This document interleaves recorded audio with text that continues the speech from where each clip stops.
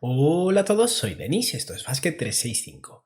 En el vídeo de hoy lo que voy a hacer es seguir con mis vídeos sobre agencia libre de la NBA y esta vez ha llegado el momento de los Denver Nuggets.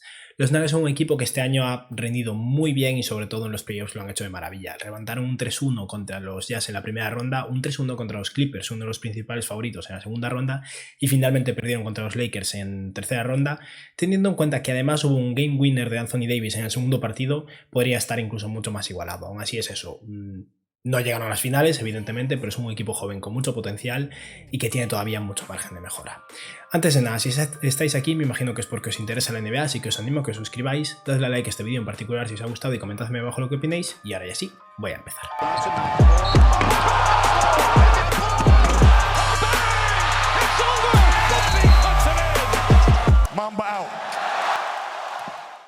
Los Nuggets son un equipo cuya agencia libre este año se va a centrar más en retener a sus propios jugadores que conseguir realmente agentes libres desde fuera. Sí que van a hacer algún fichaje, posiblemente, pero es un equipo que ya ha demostrado que no quiere gastar por encima del límite del impuesto de lujo, teniendo en cuenta que prácticamente regalaron a Malik Beasley y a Juancho Hernán-Gómez, así que creo que van a estar un poco limitados en ese aspecto. Aún así vamos a ver la situación financiera del equipo, que ahora mismo tienen comprometidos 98,7 millones de dólares en salario. Esto es no incluyendo o excluyendo la opción de jugador de Jerami Grant de 9,3 millones de dólares, porque es casi seguro que no la va a aceptar. Así que eso, son 98,7 millones de dólares en salario, lo cual les deja de margen hasta ese impuesto de lujo que no quieren superar, unos 31,5 millones de dólares, si tenemos en cuenta los más o menos 2 millones de dólares que cobrará el pick de draft.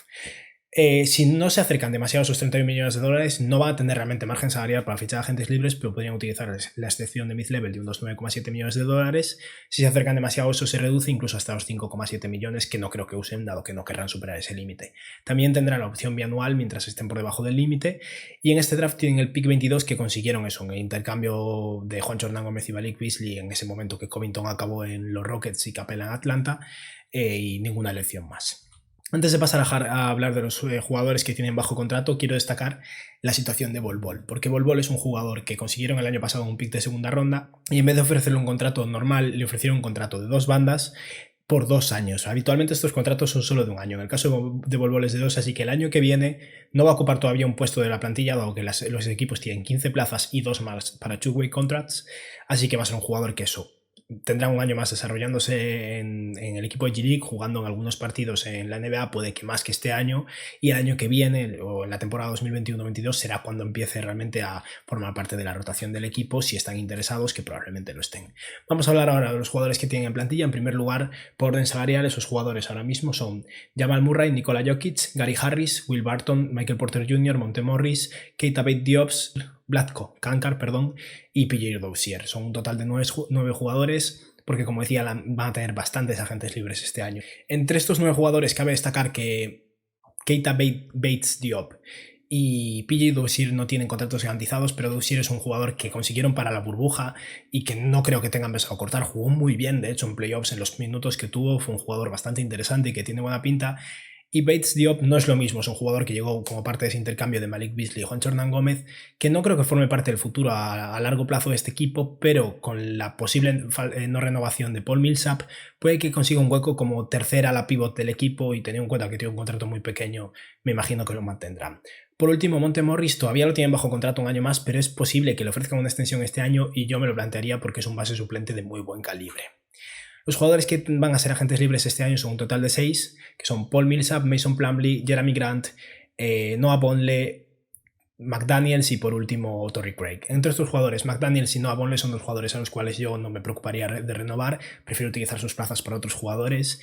Y en el caso de Paul Millsap es un jugador que evidentemente si pudieran permitírselo estaría bien, pero con esos más o menos 31,5 millones de dólares no creo que puedan permitirse mantener a todos, y al final es interesante aumentar la oportunidad y los minutos de Michael Porter Jr., que está empezando a tener muy buena pinta, así que creo que Paul Millsap se va a acabar yendo a otro equipo. Pero Mason Plumlee como pivot suplente lo ha hecho muy bien, así que le ofrecería una renovación. Jerami Grant es un role player espectacular que va a estar muy cotizado y creo que Denver debería mantener, y Torrey Craig es un jugador que creo que les va a salir barato y a día de hoy es su alero titular, nos guste o no, así que creo que les interesa mantenerlo mientras el precio sea asequible. Vamos a hablar de las necesidades de este equipo. Tiene unas cuantas. Para empezar, necesitan tiro. Parece una tontería con jugadores como Jamal Murray y Nikola Jokic, pero Jeremy Grant tira y ha tirado bastante bien, pero está lejos de ser un tirador nato. En el quinteto titular, Gary Harris, su tiro ha desaparecido totalmente. Lleva años en los que cada año es peor a nivel ofensivo. Torrey Craig no es un tirador confiable.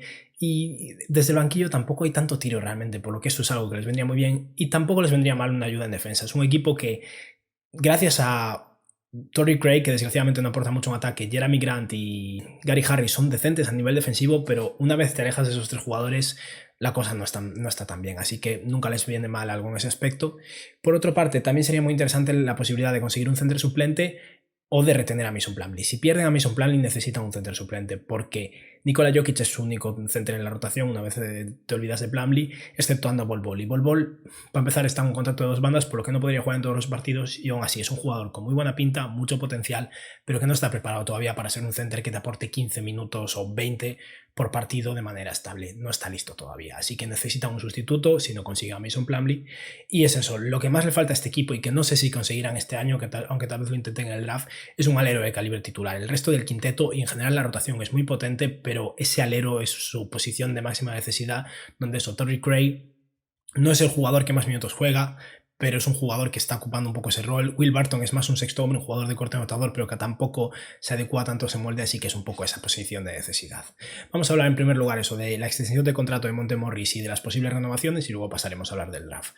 A mí Monte Morris es un jugador que me gusta mucho. Es un base que muchos equipos probablemente podría ser titular. Es un poco pequeño, mide 1,88 m y no es especialmente atlético o corpulento, pero es un jugador que sabe cuidar muy bien el balón, apenas lo pierde. Es eficiente tirando, no tira demasiado, es verdad, pero su tiro de 3 no es malo. Es un defensor bastante competente para su tamaño y en general es eso. Es un jugador seguro con el balón, que no va a hacer nada espectacular, pero no va a dañar el equipo en absoluto. Creo que va a tener bastante mercado y aprovechando que todavía lo tienen bajo contrato por un año más, con unos 1,7 millones de dólares, es una buena oportunidad para ofrecer una extensión y tal vez Montemorris, que ha ganado poco dinero de momento en su carrera, se decida a asegurarse el capital que le ofrezcan.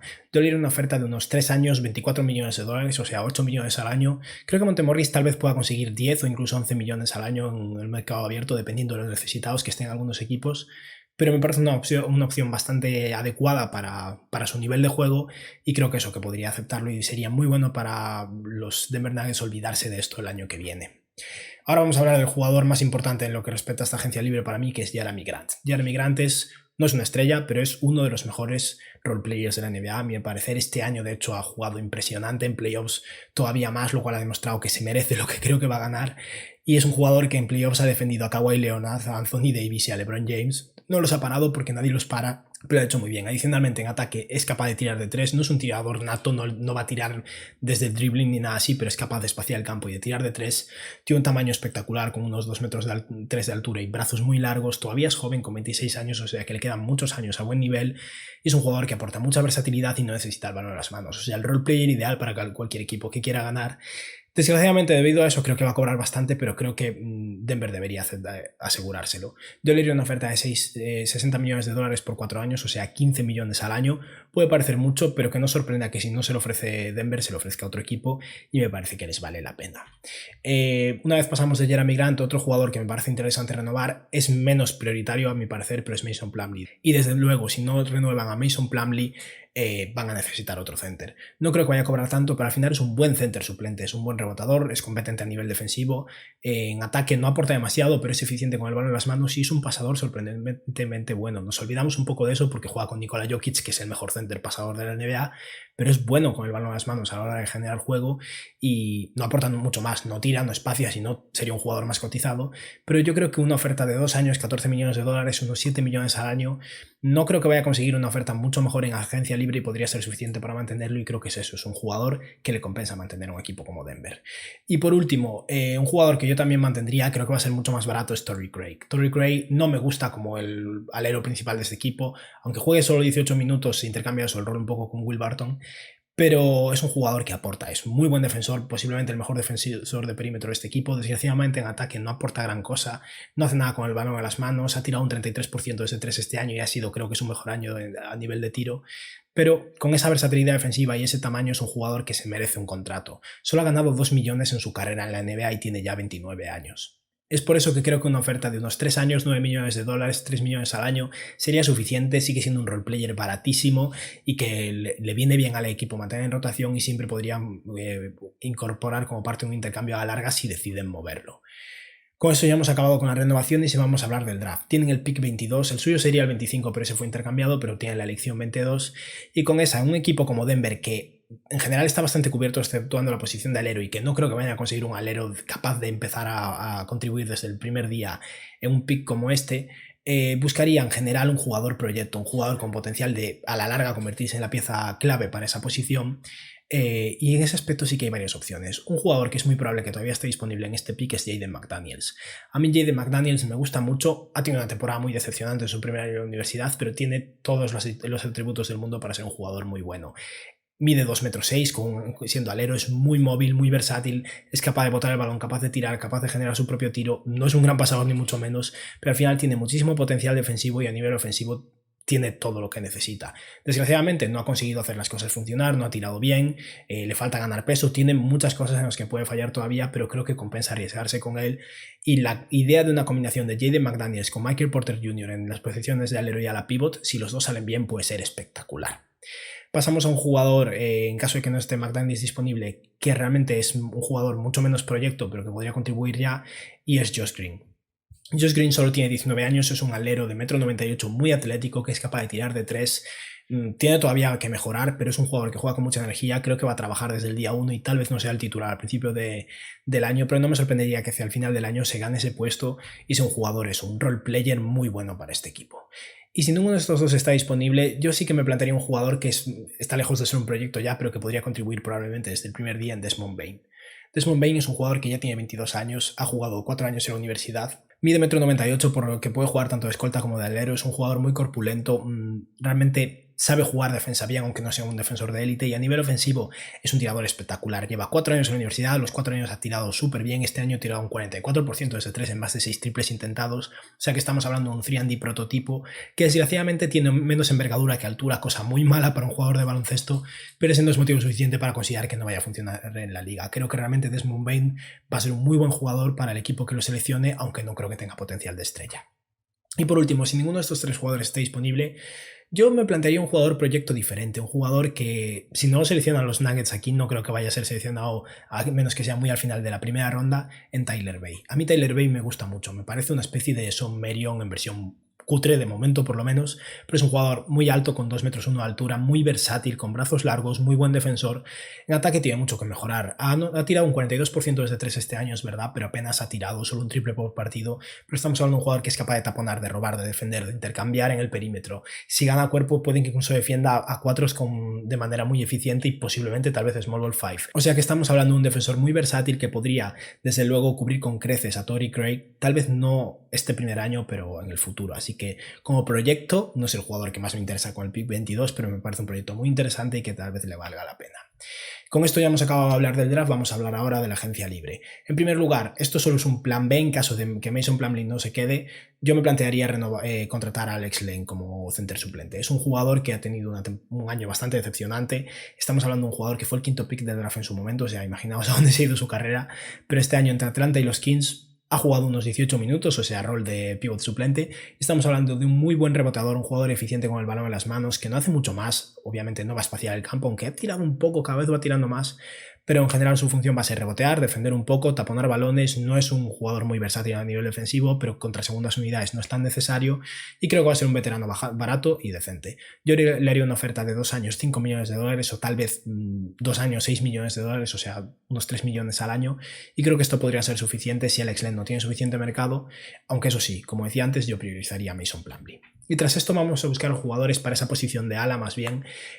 Un jugador que a mí me encanta y creo que funcionaría muy bien en Denver si consiguen robárselo a los Knicks básicamente, es Damian Dotson. Dotson ha tenido un rol reducido este tercer año que lleva en la NBA. El año pasado jugó mucho mejor, pero esta vez solo jugó unos 17 minutos de juego por partido y como veis un poco menos de 7 puntos, pero más de 3 triples intentados, que es bastante para ese nivel de minutos. Ha tirado un 36% de ese 3. Estamos hablando de un jugador que es un tirador competente, lo fue en la universidad, lo ha sido también en la NBA, y a nivel defensivo con su 1,96 m de altura y un físico bueno, no es un defensor de élite, pero cumple su papel. O sea que estamos hablando de un jugador que podría a la larga formar parte de eso, del quinteto titular incluso de los Nuggets como alero si funciona lo suficientemente bien, o si no, como mínimo ser un reserva muy bueno de rotación. Y yo creo que no va a ser tan caro. Yo le haría una oferta de unos 3 años, 12 millones de dólares, unos 4 millones al año, y me parece que podría ser suficiente. Y si no está disponible un jugador como Damian Johnson, yo me iría a un jugador que es un role player ya mucho más veterano. Me imagino que se va a quedar en los Bucks, sinceramente, pero si no se queda en los Bucks, me parece que Wesley Matthews es una opción muy interesante. Es un 3&D, un poco pequeño, es un escolta de 1,93 m, pero puede jugar también de alero, es muy corpulento, muy fuerte, y aunque tenga ya 34 años de edad, sigue siendo muy atlético y va a cumplir su función. Es bueno a nivel defensivo y en ataque este año ha tirado más de 4 triples por partido y ha tirado un 36%. Esto es lo que quieres en un jugador experimentado como él, al cual yo no le ofrecería demasiado dinero, pero teniendo en cuenta que solo tiene una opción de jugador de unos 2,6 millones de dólares, tal vez quiera un pequeño aumento, y yo le haría una oferta de 2 años de contrato por la excepción bianual, o sea, unos 7,2 millones de dólares en total, 3,6 al año, y yo creo que esto podría ser suficiente para convencer a Wesley Matthews, que parece que está persiguiendo un anillo y tal vez esté más convencido en los Bucks que en los Nuggets, desde luego, pero los Nuggets no son una broma y lo han demostrado este año, así que puede ser suficiente para convencerlo. Y por último, la última opción que me plantearía es Rondae Hollis-Jefferson como jugador de ala defensivo. Esto sobre todo me parecería interesante en el caso de no conseguir renovar a Torrey Craig, pero al final me parece que una versión que de momento es peor defensor, pero una versión similar a él, un jugador atlético, con buen tamaño, brazos largos, mide 1,98 m, solo tiene 25 años, así que todavía tiene más margen de seguir desarrollándose, y es un jugador que va a salir muy barato porque no va a encontrar su lugar en la NBA. Yo le haría una oferta de 2 años por la mínima, posiblemente no garantizándole el segundo año de contrato, y con esto, si le sale bien, lo mantienen, y si no, es un año de ocupar una posición que posiblemente vaya a tener disponible, dado que van a gastar bastante dinero en sus propios jugadores, así que no creo que vayan a fichar muchos agentes libres. Así que ahora vamos a ver un poco cómo quedaría la plantilla al final. Quiero recordar que no voy a incluir en estos 15 jugadores que voy a mencionar ahora a Bol Bol, porque lo van a tener como contrato de 2 bandas. Bol Bol va a seguir en el equipo, pero ni siquiera les va a ocupar una plaza. Para mí, la plantilla, si todo saliera de acuerdo a lo que a mí me gustaría, estaría constituida por Jamal Murray, Gary Harris, Torrey Craig, Jerami Grant y Nikola Jokic en el quinteto titular, o sea que no haría cambios. Mantendría de momento Jerami Grant como titular, luego habrá que ver un poco cómo se combina con Michael Porter Jr. Y desde el banquillo tendría Monte Morris, Damian Dotson, Will Barton, Michael Porter Jr. y Mason Plumlee. Y hacia el final de la rotación a P. Dozier, Vlatko Kantar, Jaden McDaniels, que seguramente pasaría mucho tiempo en G-League, pero creo que dentro de un par de años, si sale bien, podría ser un jugadorazo. Y por último, ya como jugadores de relleno, Keita Bates-Diop y Rondae Hollis-Jefferson, con la posibilidad de que a la larga se acabe ganando un puesto en la rotación del equipo. Y este sería para mí el plan ideal para los Denver Nuggets si todo sale bien. Y nada, espero que os haya gustado el vídeo y que tengáis un buen día. Adiós.